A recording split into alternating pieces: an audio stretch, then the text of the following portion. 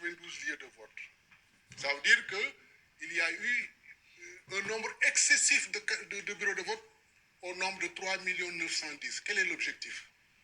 C'est d'empêcher l'observation électorale des bureaux de vote par les candidats.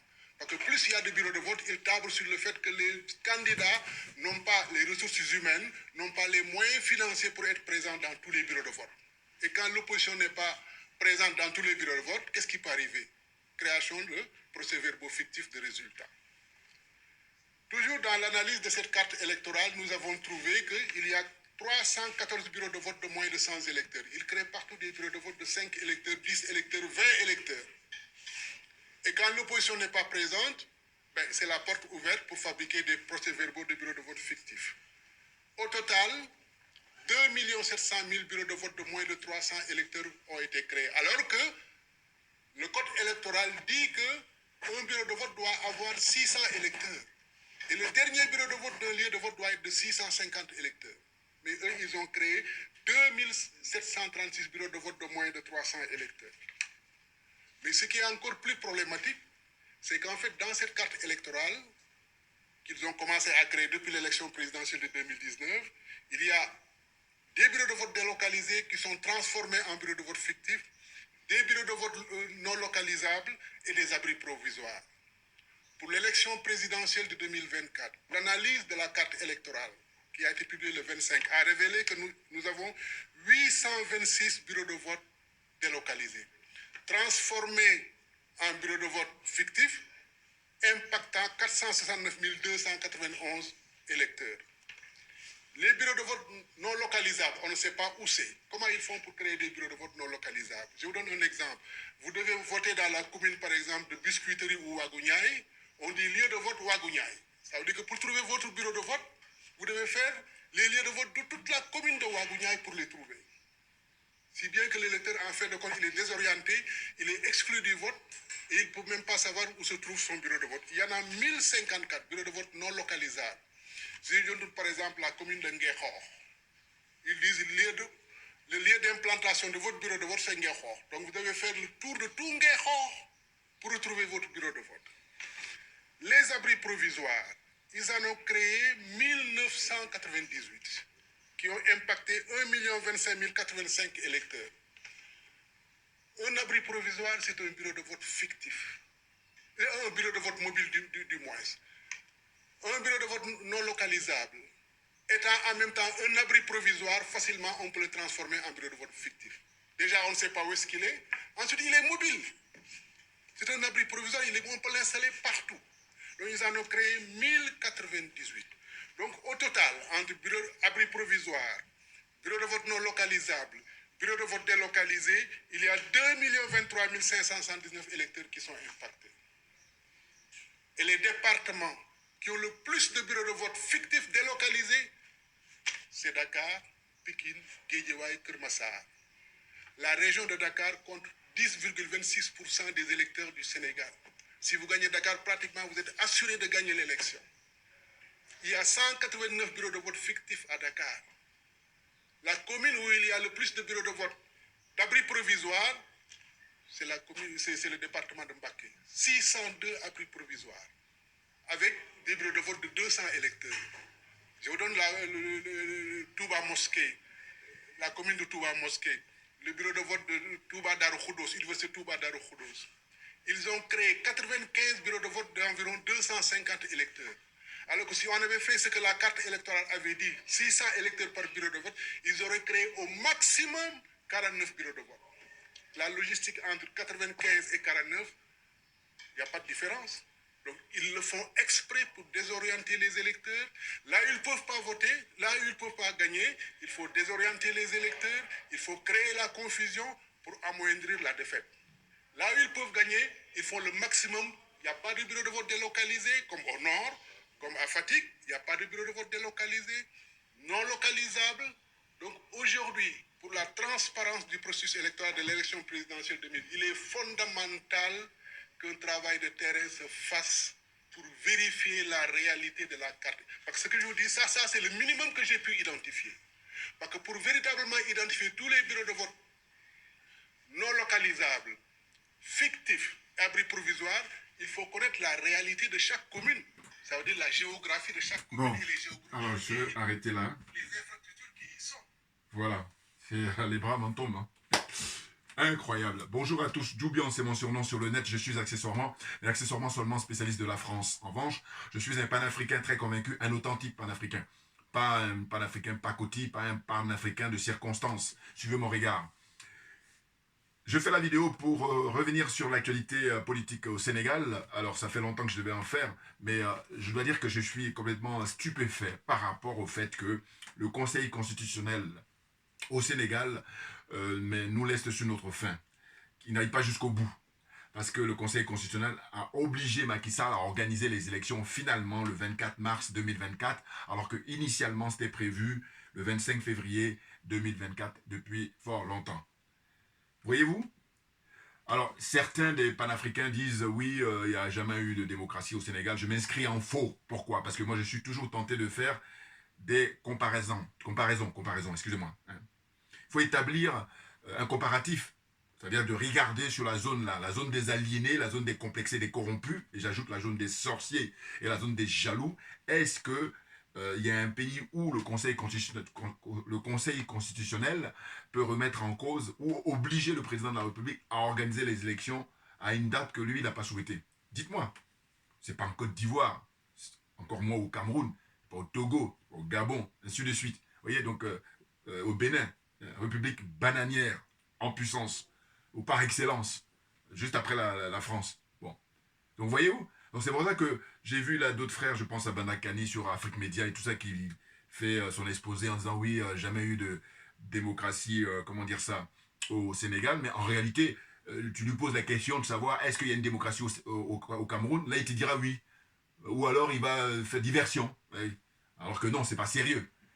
Évidemment qu'il y a du boulot pour qu'on ait une vraie démocratie au Sénégal, mais cela dit, quand je fais le comparatif, je dis le Sénégal est en avant. Parce que je rappelle toujours qu'il y a eu pas moins de 3 juges qui ont donné raison à Ousmane Sonko. Vous voyez?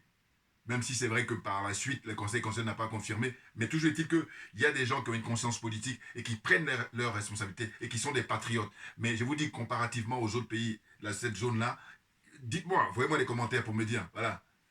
Voilà. Donc le constat est fait que excusez-moi, le Sénégal arrive en tête. Voilà. Même si c'est, voilà, moi je leur donnerai, allez, 10-11. Voilà.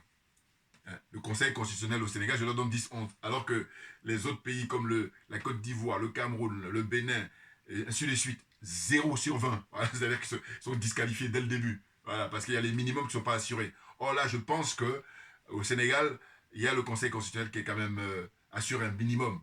Parce qu'au fond, pourquoi j'ai dit qu'il nous laisse sur notre faim, c'est le fait que le Conseil constitutionnel a retenu au départ 20 candidats. Et par la suite, il y a une qui a été éliminée. Bon. Et donc, il restait 19 candidats. Et dans les 19, il n'y en a que 2 qui ont accepté d'aller au dialogue national organisé par Macky Sall. Alors, il s'est fait plaisir, Macky Sall, finalement, avec ses amis, avec ses partisans. Mais sinon, 17 sur 19 ont refusé le dialogue national. Donc, c'est un désaveu qui est flagrant, indiscutable, incontestable. Voyez-vous?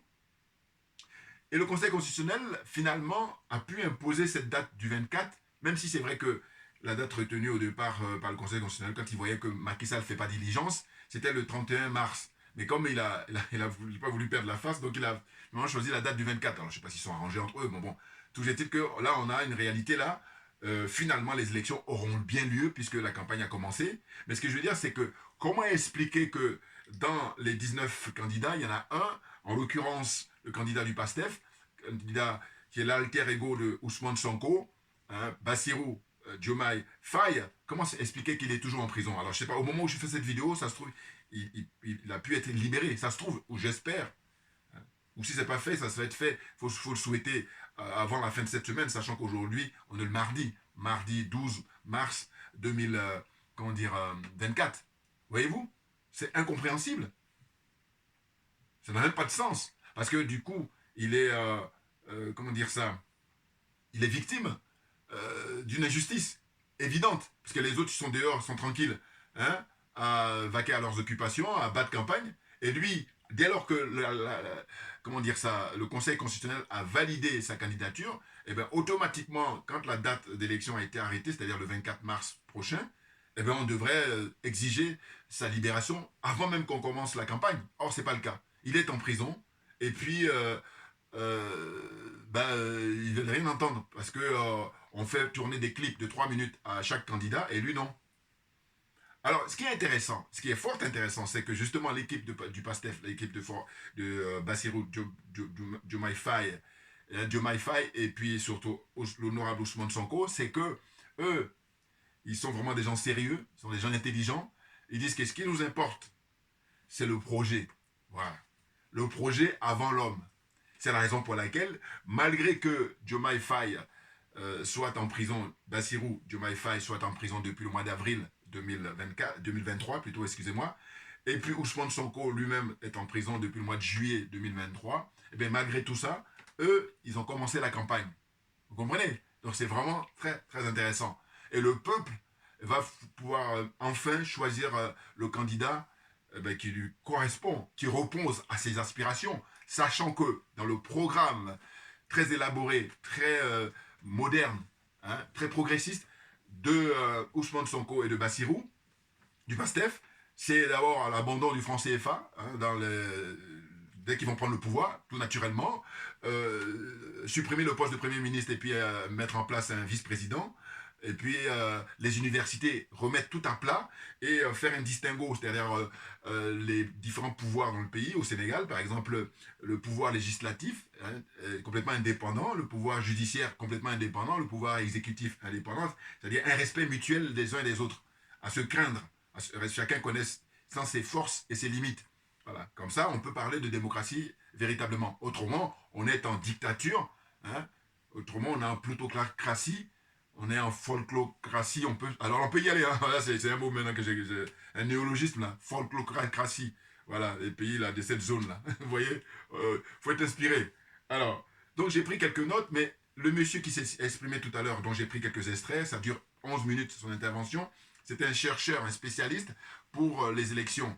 Vous voyez, c'est un universitaire, et il explique très clairement qu'il y a des bureaux de vote fictifs, il y a des bureaux de vote ambulants, et les nombres qui sont mis en place, c'est au mépris des dispositions de la Constitution. Vous voyez? Mais c'est dingue, hein? On est en 2024. Il y en a certains qui ont la prétention de dire qu'ils sont développés, qui ont la prétention de dire qu'ils sont émergents, alors que pour eux, quand ils parlent d'émergence, c'est simplement construire des routes. Il faudrait vérifier l'état de ces routes-là, construire des bâtiments, et les infrastructures, dès lors qu'ils ont mis ça en place, ils disent qu'ils sont développés, ils sont émergents. N'importe quoi. L'émergence, la vraie émergence commence par le bien-être des citoyens. Tu prends le pouvoir, tu fais de manière à ce que tes citoyens se portent bien, et après, le reste suit. Or là, ils sont juste dans l'apparence, ils sont là juste pour venir s'enrichir. Ce sont des affairistes, ce ne sont pas des hommes d'affaires, ce ne sont pas des hommes d'État, ce ne sont pas des hommes politiques. Sinon, ça se saurait. Vous comprenez? Et je dis toujours que ces gens-là, eh ben, c'est pour la plupart hein, des diplômés africains hein, et des pseudo-intellectuels. Donc, diplômés africains que j'ai qualifiés, j'ai dit qu'ils font un usage caricatural de leur connaissance et de leur savoir. Parce que vous êtes d'accord avec moi que ceux qui occupent les postes importants là-bas, de manière générale en Afrique, c'est des gens qui, très souvent, ont beaucoup de diplômes. Hein. Bon, mais ça ne suffit pas. Maintenant, il faut les mettre en pratique. Vous voyez? Et en les mettant en pratique, qu'est-ce qu'ils font? Le Conseil constitutionnel, c'est constitué des gens, j'imagine, qui ont beaucoup de diplômes, hein, les gens qualifiés en droit. Mais comment vous expliquez qu'il y a un candidat qui est en prison et puis les autres sont en dehors? Ça ressemble à quoi? Donc, dès le départ, lui, il est complètement pénalisé. Alors, de mon point de vue, ce qu'il faudrait, c'est que si on le libère dans les jours qui viennent, hein, eh ben, il faudrait que ce retard-là soit rattrapé. Alors qu'on ne me dise pas que oui, entre-temps, on a permis à son représentant finalement de pouvoir faire son clip. Oui, mais il le fait quand? La campagne démarre le samedi, et lui, c'est, je crois, le lundi ou le mardi qu'on lui l'autorise. C'est-à-dire 2-3 jours après. Ça n'a pas de sens. Non. Et puis quand même on l'autorise, c'est pas lui-même le candidat. Vous voyez? Alors, ironie du sort, nous dit-on, en fait, comme les Sénégalais, le peuple sénégalais a pris connaissance des différents clips, hein, les 3 minutes des différents candidats, et bien quand il y a eu le tour de Bassirou Diomaye Faye, il n'apparaît pas, voilà, et bien les gens en ont beaucoup parlé, et du coup ça a été une publicité pour lui. C'est très intéressant. Hein. C'est un paradoxe.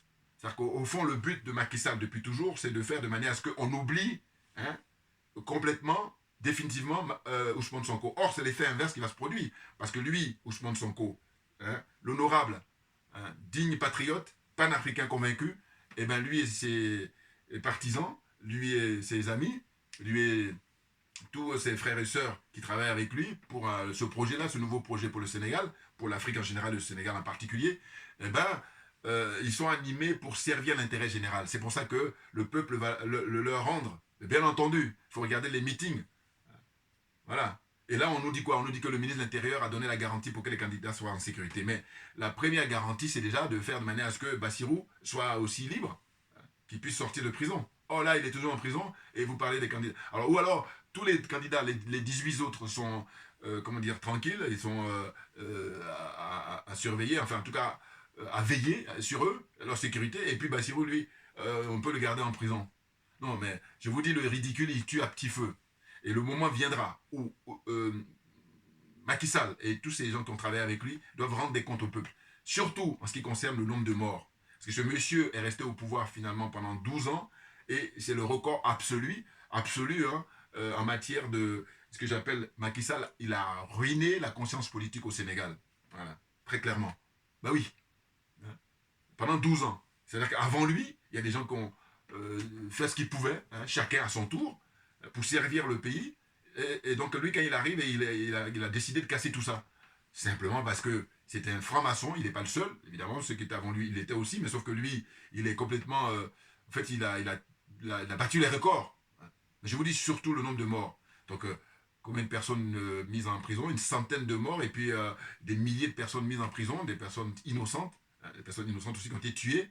Donc tout ça, il faut qu'il réponde à un moment donné. Et donc, qu'est-ce qu'il a décidé? Rappelez-vous, il disait comme ça, à qui veut l'entendre, que il avait décidé de ne pas pouvoir se présenter alors qu'on sait très bien qu'il n'avait pas le droit. Voilà. Mais il était frustré, parce qu'évidemment, il mourait d'envie de se représenter. Il le montre là maintenant, le fait qu'il traîne les pieds. Parce que si il était quelqu'un d'honnête, dès lors qu'il avait décidé de reconnaître qu'il avait droit à 2 mandats et c'est tout, eh bien, il allait tout mettre en œuvre de manière à ce que les élections aient lieu et puis avoir lieu le 25 février. Et non pas se faire forcer la main là par, comment dire, le Conseil constitutionnel. Parce que, quand je vous dis, souvenez-vous, c'est qu'au départ, il a réuni là ses godillots de députés, ils ont fait voter une loi qui lui permettait d'organiser les élections au mois de décembre 2024, souvenez-vous. Et là, c'est le Conseil constitutionnel qui est intervenu et il est revenu. Après, qu'est-ce qu'il fait encore? Il fait organiser un soi-disant dialogue national où il n'y a que 2 candidats et les 17 autres ont boycotté. Bon. Et là, qu'est-ce qu'il sort? Il dit, bon voilà, finalement, ce ne sera pas au mois de décembre, ce sera au mois de juin 2024. Et c'est ainsi que le Conseil constitutionnel encore revient à la charge pour dire, non, faut faire diligence parce que ton mandat se termine le 2 avril, donc il est question d'organiser les élections avant la fin de ton mandat, prévu le 2 avril. Et donc le Conseil constitutionnel a choisi une date qui était le 31 mars, et comme il a vu qu'il ne voulait pas perdre la face, il a finalement choisi le 24 mars. Bon, mais le Conseil constitutionnel dit, bon d'accord, voilà, de toute façon, il vaut mieux ça que de nous parler d'autres dates qui viendraient après le 2 avril. Donc c'est pour ça que le Conseil constitutionnel s'est aligné sur les 24 mars. La campagne démarre donc le samedi 9 mars à minuit, et le constat qu'on fait, c'est que les autres, ils ont leurs partisans, ils ont leur cortège et tout ça, et eux-mêmes ils sont présents pour battre campagne sur le terrain. Et Bassirou Diomaye Faye, le candidat du PASTEF, le candidat du peuple, et lui il est en prison. Voilà. Et c'est ainsi que je dis, mais non, mais les personnalités qui siègent au Conseil constitutionnel, il faut prendre vos responsabilités jusqu'au bout. Il ne faut pas nous laisser en cours de chemin. C'est dommage. Et c'est ce qui même permet à certains frères et sœurs de dire que oui, la démocratie n'existe pas au Sénégal et que c'est un leurre. Non, je ne peux pas dire ça. Parce que je vous dis, les mêmes personnes qui disent ça, je prends le cas des Bandakani, quand vous lui posez la question s'il y a une démocratie au Cameroun, il va vous dire oui. Alors, complètement à côté de la plaque. Et je parle là de corruption morale et corruption matérielle. Voilà, très clairement. C'est sinon, on n'est pas corrompu, on ne peut pas ne pas reconnaître qu'il y a quand même un certain progrès au Sénégal. Voilà.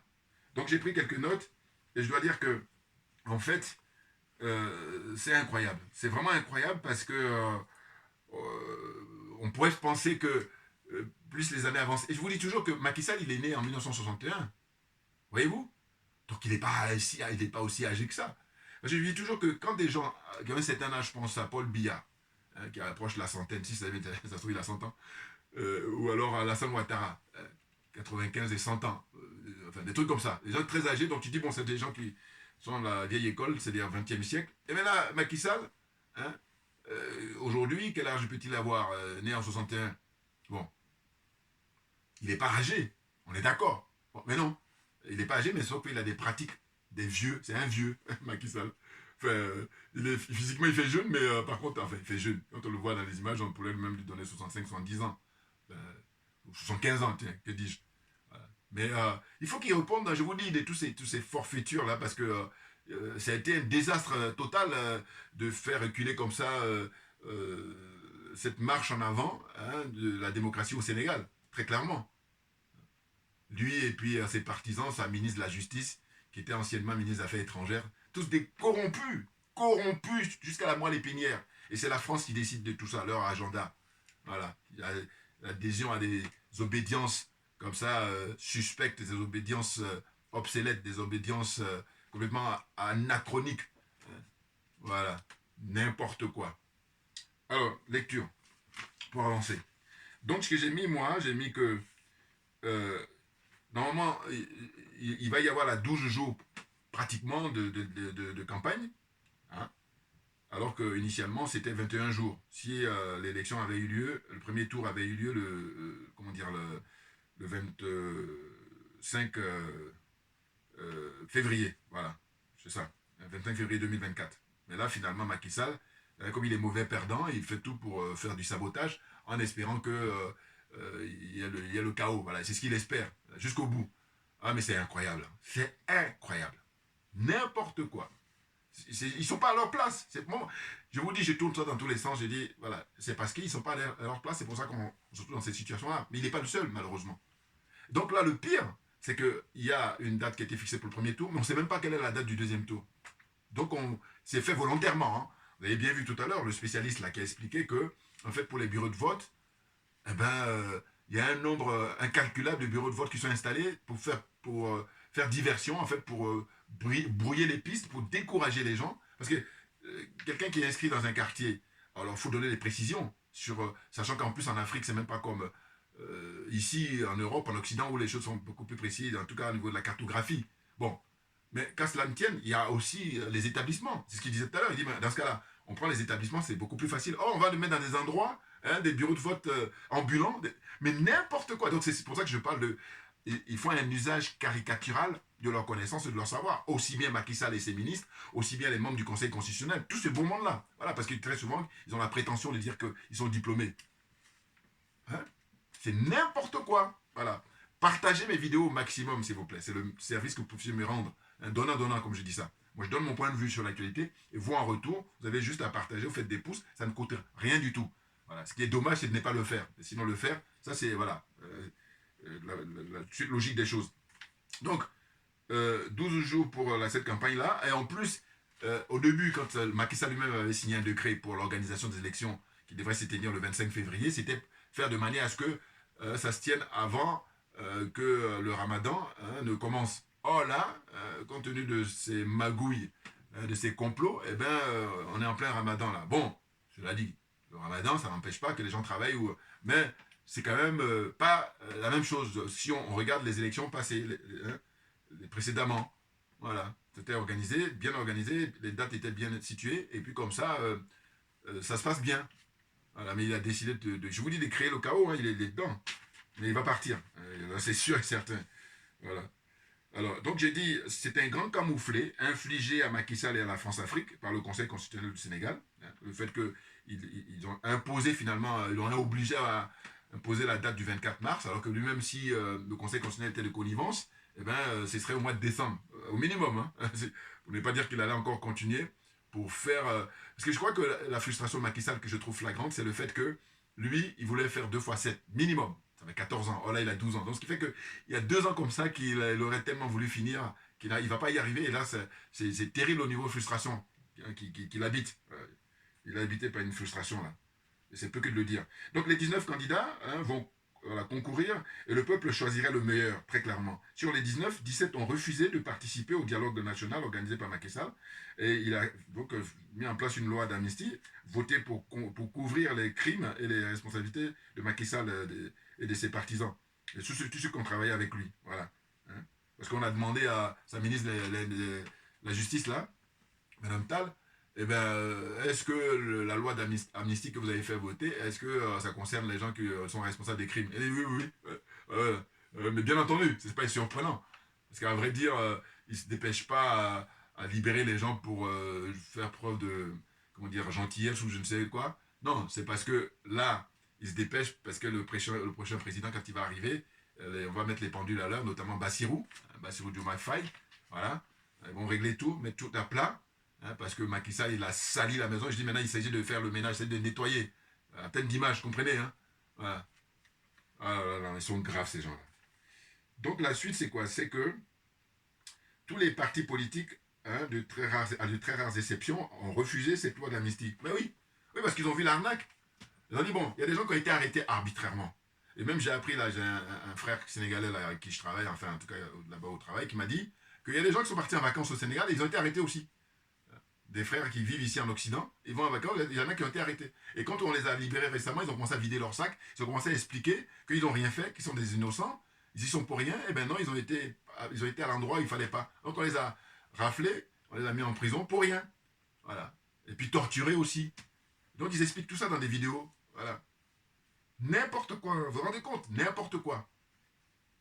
Et là maintenant, ce que disent les gens qui ont du bon sens, ceux qui sont honnêtes, c'est de dire, ben, pour quelle raison on les a mis en prison? Il faut d'abord qu'il y ait un procès, il faut qu'on justifie ça.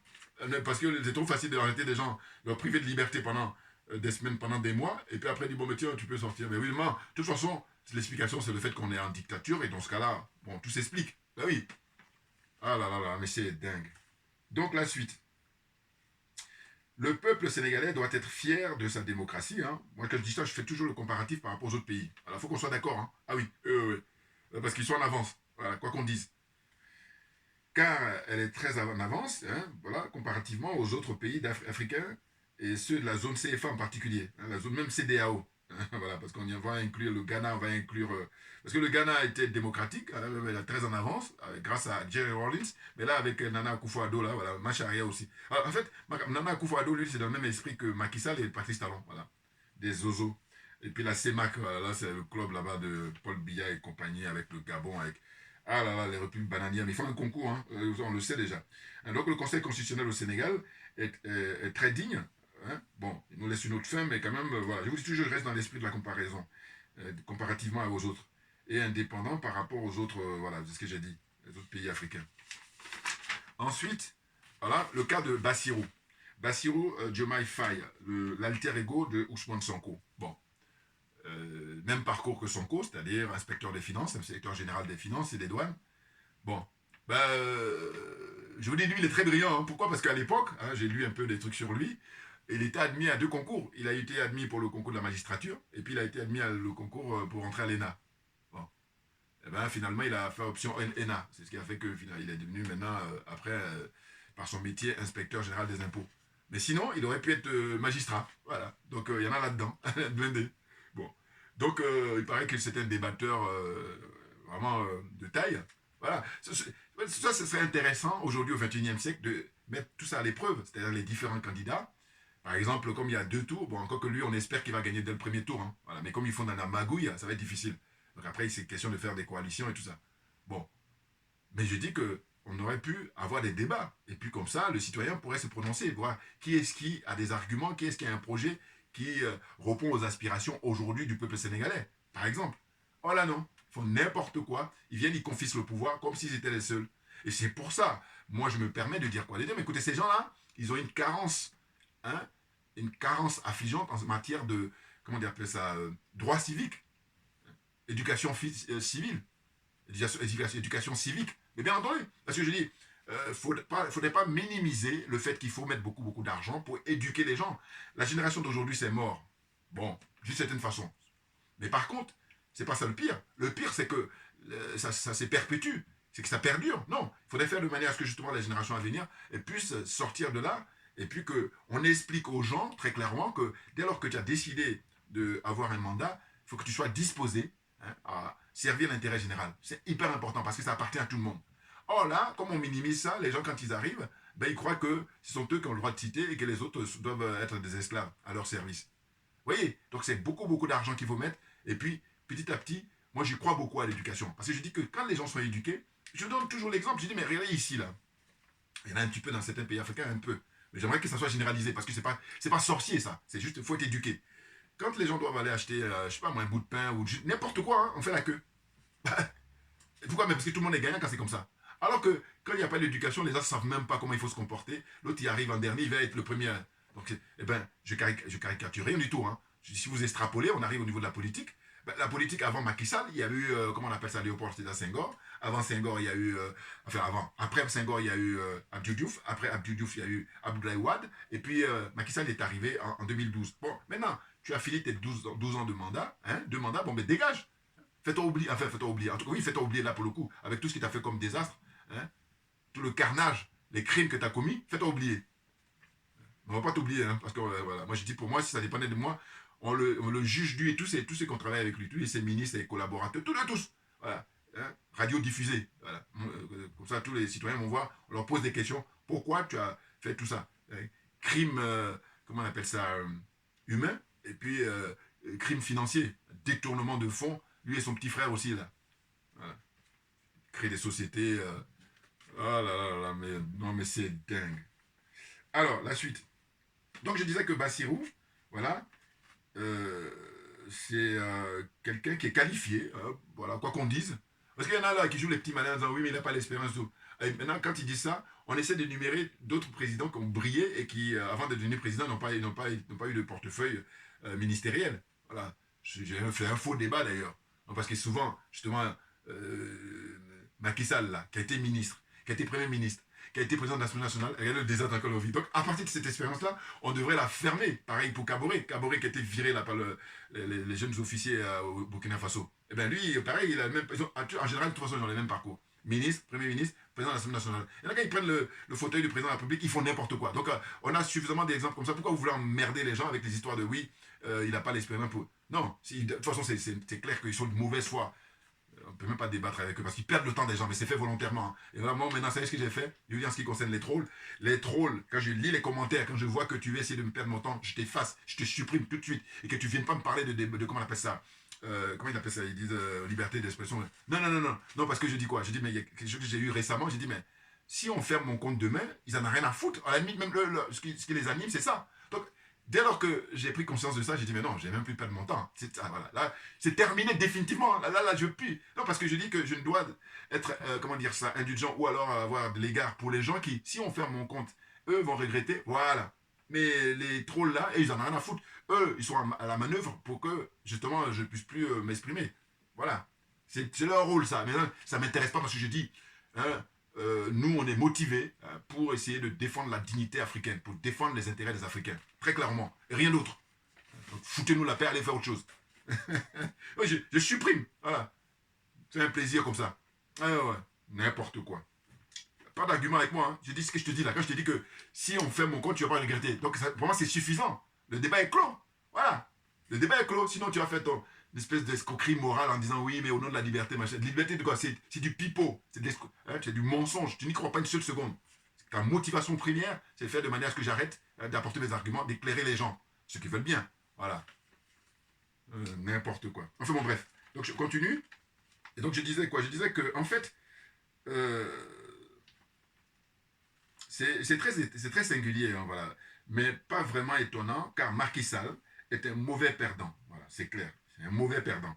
Il est le pire président du Sénégal et il est responsable des centaines de morts et des milliers de personnes, hein, de prisonniers politiques durant ces deux mandats. Voilà, très clairement. Malgré toutes ces manœuvres, tous ces complots et manigances, le peuple choisira Bassirou Diomaye Faye pour pour lui succéder, dès le soir du 24 mars 2024. Voilà, très clairement. Le programme et projet de société de Sonko et Bassirou Diomaye Faye sont les plus riches et qui répondent aux aspirations du peuple sénégalais et la jeunesse en particulier, au XXIe siècle. Mais bien entendu, vous dites suppression du franc CFA, ça c'est prévu, fermeture des bases militaires françaises, faire de manière à ce que l'éducation, hein, à l'université, tout soit bien régulé, hein, transparence, et puis la séparation des pouvoirs soit quelque chose de réel, pas fictif, une réalité. Voilà. Bon, entre autres, hein, parce que je vous dis sur Internet, vous pouvez retrouver justement tous les programmes des uns et des autres.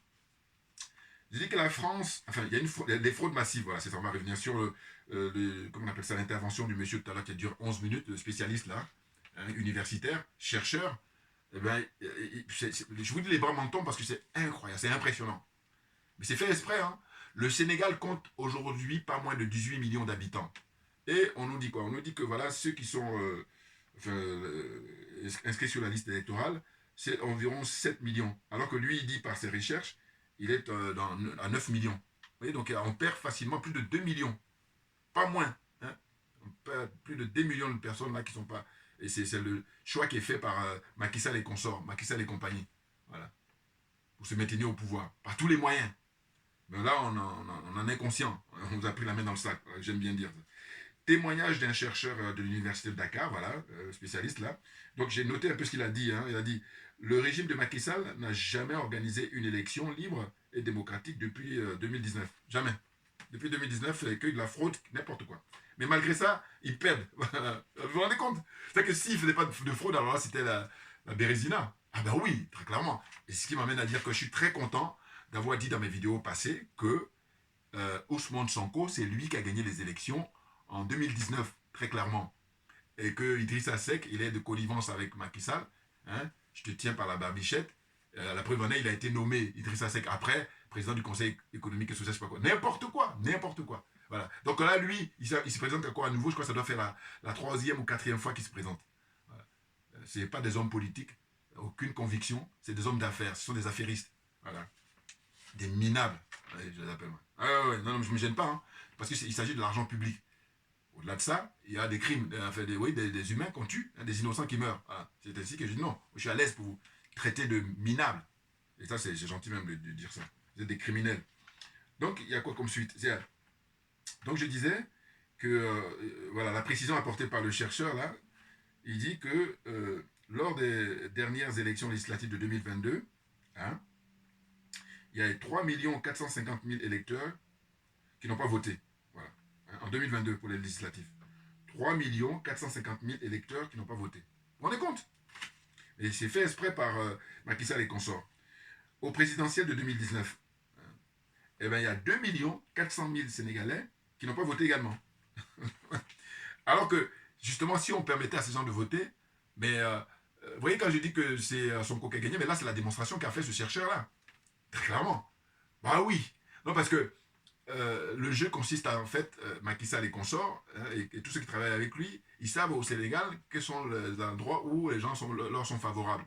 Donc là, ils vont tout mettre en œuvre pour que ça se passe là. Et puis là où ils savent que c'est l'opposition, surtout pour les partisans de Sonko, et bien là, ils vont minimiser, et ils vont tout magouiller pour que, voilà, vous avez compris, hein, voilà. Donc c'est un jeu qui est facile à comprendre. Voilà. Et c'est pour ça qu'on en arrive à 2 400 000 Sénégalais qui n'ont pas voté en 2019.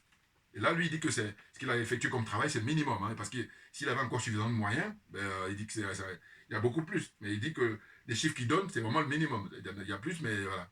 On ne peut pas descendre en dessous. Voilà. Vous voyez? Donc, il dit au législatif de 2017, par exemple, il y a 6 200 000 électeurs et il y a seulement 3 400 000 qui ont pu voter. Voilà. Donc, 6 200 000 électeurs et il y a 3 400 000 électeurs qui ont pu voter. Et en revanche, il y a 3 798 000 qui n'ont pas pu voter. Voilà. Ils ont été empêchés. Les manœuvres qui sont organisées, avec les bureaux de vote fictifs, bureaux de vote ambulants. Mais non, mais franchement, écoutez, je me répète, mais je ne vois pas autre chose si ce n'est pas un usage caricatural. Parce que les pays ici qui ont l'expérience démocratique, ben, les bureaux de vote sont figés.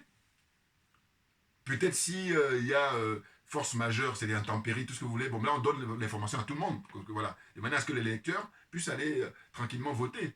Savoir facilement trouver son bureau de vote. Oh là, vous savez, il y a une pub, bon, parce que je n'avais pas envie de dire, mais j'ai envie de dire, ça me fait très... À l'époque, il y avait une pub hein, qui passait à la télé ici, c'est que ça s'appelait l'effet Kiss Cool.